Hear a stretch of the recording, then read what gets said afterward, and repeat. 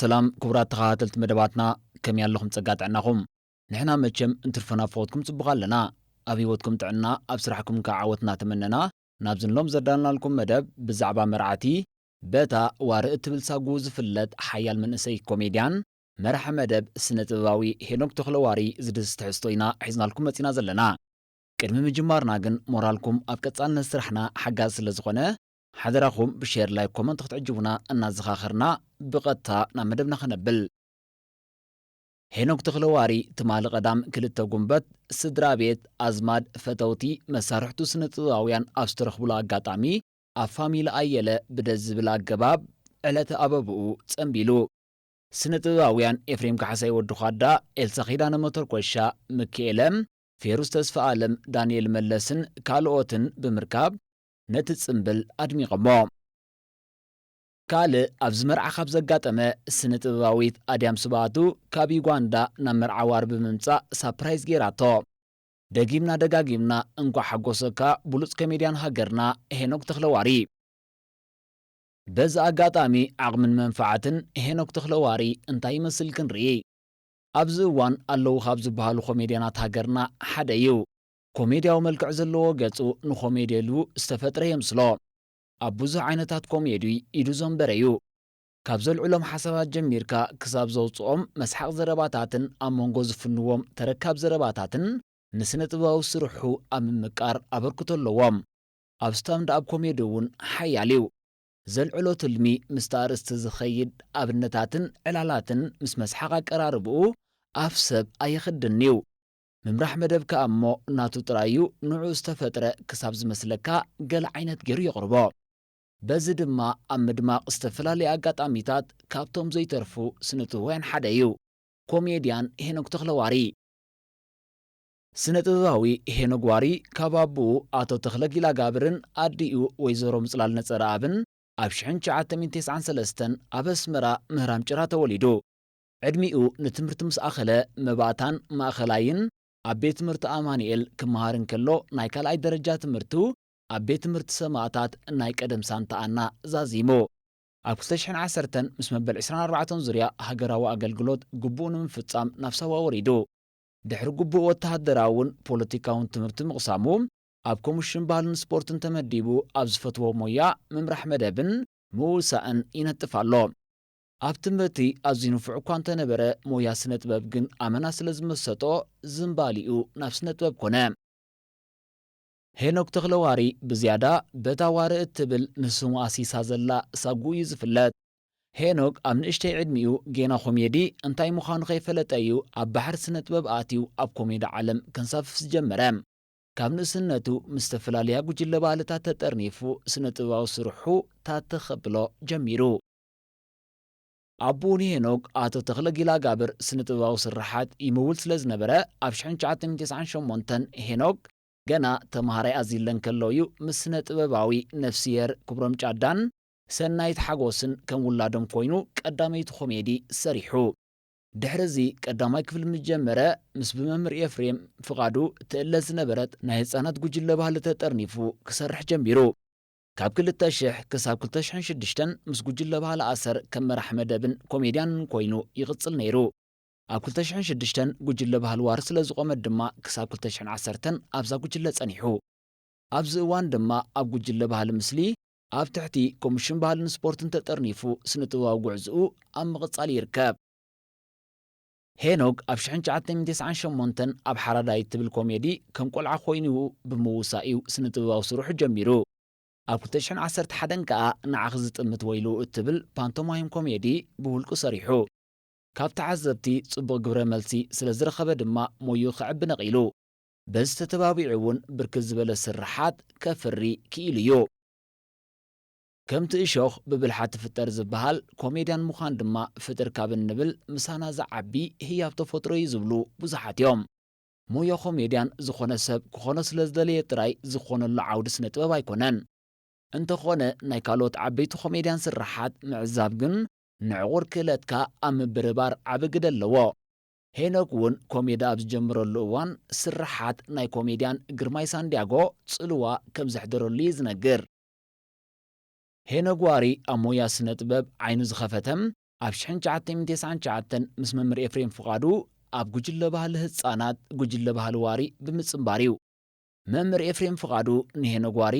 ኣብ ምምራሕ መደብ ብልጫ ስለ ዝረኣየሉ መራሒ መደብ ብምግባር ኣብ 2004 ኣብታ ጉጅለ ንኽነጥፍ ዕድል ፈጠረሉ። ሄኖክ ድማ በቲ ዋሳ በቲ ድማ መደብ እናመርሐ ሞይኡ ክዕቢ ጥጡሕ ባይታ ረኸበ። ዋሪ ዝብል ሳጓ እውን ብስምታ ጉጅለ ዋሪ እዩ ጠቢቕዎ። ዓይነታት ኮሜዲ ብዙሓት እዮም። ገለ ካብኦም ሲትኮም ስታንድኣፕ ኮሜዲ ክንጠቅስ ንኽእል። ሄኖክ እውን ኣብ ገለ ካብቶም ዓይነታት ኮሜዲ ኢዱ ሓዊስ እዩ። ንዓኺ ዝጥምት ወይልኡ ፓንቶማይም ኮሜዲ፣ 5-6 ዝኾና ኖርማል ኮሜዲ፣ ኣብ 2014 ምስ ኮሜድያን ምርሃብ ወልዱ ዝሰርሓ ብቴክኒካዊ ጸገም ናብ ህዝቢ ዘይተዘርግሐት ስታንድኣፕ ኮሜዲ፣ ከምኡውን ኣብ 2015 ብውልቁ ዝሰርሓ ገንዘብ እትብል ስታንድኣፕ ኮሜዲ ምስ ደራስን ዳይሬክተርን ዘርእሰናይ ዓንደ ብርሃን ፍቕሪ ሎሚ ቅንአ እትብል ሲትኮም ኮሜዲ ብምስራሕ ኣብ ኩሉ ዓይነታት ኮሜዲ ዓቕሚ ከም ዘለዎ ዘመስከረ ስነ ጥበባዊ እዩ። ኣብ 2013 ኣብ ተኣመና ዓቕሙን ዘርኣየሉን ብልቢ ዝፈትዎን ሞያ ስታንድኣፕ ኮሜዲ ኣበርቲዑ ክሰርሕ ጀመረ። እዚ ብሉፅ መንእሰይ ስነ ጥበባዊ ብዘለዎ ፍሉይ ተውህቦን ክእለትን ኣብ ምድላው ስታንድኣፕ ኮሜድን ምውሳእን ኣቓልቦ ብዙሓት ተዓዘብቲ ስለ ዝሰሓበ ምርኢት ሄኖክ ዋሪ ኣዝዩ ተባሃጊ ኾነ።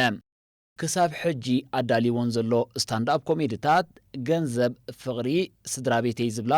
ኣብ ተዓዘብቲ ቀሪበን ልዑል ተቐባልነት ዝረኸባን ንዝና ሄኖክ ዋሪ ኣበርኽ ዘበላን እየን። ሄኖክ ኣብ መጻኢ ብርክት ዝበሉ ስታንድኣፕ ኮሜዲታት ናብ ህዝቢ ንምቕራብ ኣብ ምሽብሻብ ይርከብ። ንኹሎም ዘቕረቦም ስራሓት ባዕሉ ደሪሱ ባዕሉ እዩ ዝኣልዮም። ኮሜድያን ካብ ዋዛን ላግፅን ተፈልዮም ስለ ዘይረኣዩ መዓልታዊ ህይወቶም ልክዕ ከምቲ ኮሜድያዊ ስራሓቶም ዝመስሎም ሰባት ብዙሓት እዮም። በዚ መንፅር ከዓ ኣብ ቀጻሊ ምንቅስቓሶም ዝተፈላለየ ነገራት ከጋጥሞም ንቡር ይኸውን። ኮሜድያን ሰብ ምስሓቅ ስለ ዝኾነ ሓሳብ ልቡ ንዝኾነ ነገር ብዓይኑ ኮሜዲ ርኡ መስሓቅ ክቕይሮ ወትሩ ምፅዓረ እዩ። ናይ ባዕሉ ፈጠራን ክእለትን ሓዊሱ ድማ ዝያዳ ሰሓቢ ከም ዝኸውን ይገብሮ። ሄኖክ ኣብ ምቕራብ ኮሜዲ ድራማታት እውን ልዑል ዓቕሚ ዘለዎ እዩ። ክሳብ ሕጂ ዘቕረበን ኮሜዲታት ሞዴል፣ ትኪ፣ ትብላዓላ፣ ንዓኺ ዝጥምት ወይልኡ ዝብላ ድራማታት ኣቕሪቡ። ሰባት ዝተፈላለየ ባህሪ ስለ እንውንን ሓደ ኮሜድያን ንኹልና ናብ ትደልይዎ ዘሎ መስመር ከእትወና ኣለዎ። ነዚ ኸማልእ ከዓ ኮሜድያን ሓያል ስራሕ እዩ ዝሓቶ። ንሰብ ካብ ከተሕርቆ ከተስሕቆ ከም ዝኽብድ ተረዲኡ ከዓ ወትሩ ብሓድሽ ትሕዝቶን ኣቀራርባን ሰብ ከስሕቕ ከይደቀሰ እዩ ዝሓድር። ኮሜድያን ካብ ዝኾነ ሰብ ሕልፍ ብዝበለም ኣብ መዓልታዊ ንጥፈታቶም ብዙሕ ፍሉይ ነገር እዩ ዘጋጥሞም። ኣብ ስርሖም ይኹን ኣብ ካልእ ህይወቶም ዘሐጉስን ዘሐዝንን ዘሰንብድን ዘገርምን ካልእን የጋጥሞም። ኣብ ምምራሕ መደብ ኣብዚ ሕጂ እዋን እቲ መዳርግቲ ዘይርከቦ መራሒ መደብ ብምዃን ዝተፈላለየ ምርኢታት ኣብ ምምራሕን ንዝተፈላለዩ ስነ ጥበባውያን ቃለ ምሕትት ኣብ ምግባር ብዝለዓለ ደረጃ ዝነጥፈሉ ዘሎ ዓውዲ ምምራሕ መደብ እዩ። ሄኖክ ጌና ናብ መድረኽ ቅልቅል ክብል እንከሎ እቲ ምስሊ ኮሜዲ ዘለዎ ገጹ ገና ከይተዛረበ ንተዓዘብቲ ብሰሓቕ ዝተውሽሕ ክኢላ መራሕ መደብን ኮሜድያንን እዩ። ኣብ ፌስቲቫል ኤርትራ ኤክስፖ ኣብ ዝተገብረ ናይ ስታንድኣፕ ኮሜዲ ውድድር ንመወዳድርቱ ስዒሩ ብቐዳማይ ደረጃ ዝተሸለመ ብሉፅ ናይ ብሉፃት ኮሜድያን እዩ። መንእሰይ ሄኖክ ንኹሎም ስራሓቱ ብማዕረ እኳ ዝፈትዎም እንተኾነ ዝያዳ ግን ነታ ትክ ትብል ስርሑ እዩ ኣብሊፁ ዝሪኣ። ስራሓቱ ኣብ ዝተፈላለየ ኣጋጣሚ ንዝተፈላለየ ዕላማ ስለ ዝስርሑ